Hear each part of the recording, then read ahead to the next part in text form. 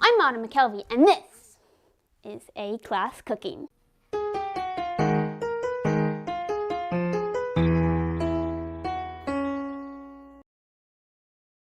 Today, we're making apple pie. Apple pie is about ubiquitous with Americanism as you can get, but apples, besides the exception of the crab apple, aren't even native to the Americas. Dishes from France, Netherlands, and the Ottoman Empire contributed to the curation of apple pie. Apple pies came over with settlers during colonization, but didn't become part of our identity until World War II, where it was associated with feminine love because woman belonged in the kitchen, apparently, home, warmth, and nationalistic pride. Anything to stick it to those Germans.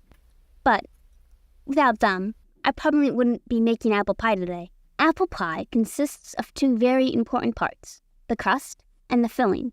Let's make the crust first. Flour, 2 1/4 cups. Sugar, 2½ tablespoons. 1/2 teaspoon of salt. Don't mess up a tablespoon of salt for a teaspoon of salt. Trust me. Now mix. Take 1 cup of cut up butter and add it in. Get those grabbers dirty and mix until crumbly. Add ice water till it can form a ball. Cleave it in half. Then roll those halves into balls. Place those in the fridge for an hour or so, and in the meantime, make the filling. Peel and cut 6 Granny Smith apples.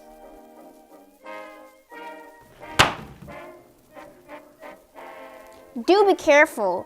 You don't want to become the Thanksgiving turkey, do you? Gobble, gobble, gobble. Add them apples to the bowl, along with flour, brown sugar, lemon juice and vanilla, and salt, nutmeg, and cinnamon. And toss. Make sure all the apples are coated evenly. Put that aside and get out the dough from earlier. Roll the dough ball out. Spray a 9-inch pan. Spread the dough evenly.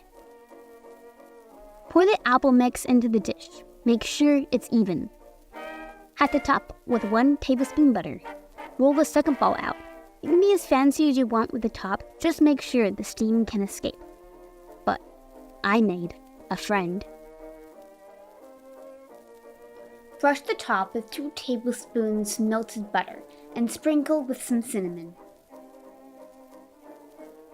Bake your pie for 50 to 60 minutes. Don't be like me and remember to put a baking sheet under the pie to catch the drippings. This is very important, unless you want your whole house to start smelling like smoke. And we're done. Allow it to cool for 2 to 3 hours. Add ice cream or whipped cream if you want.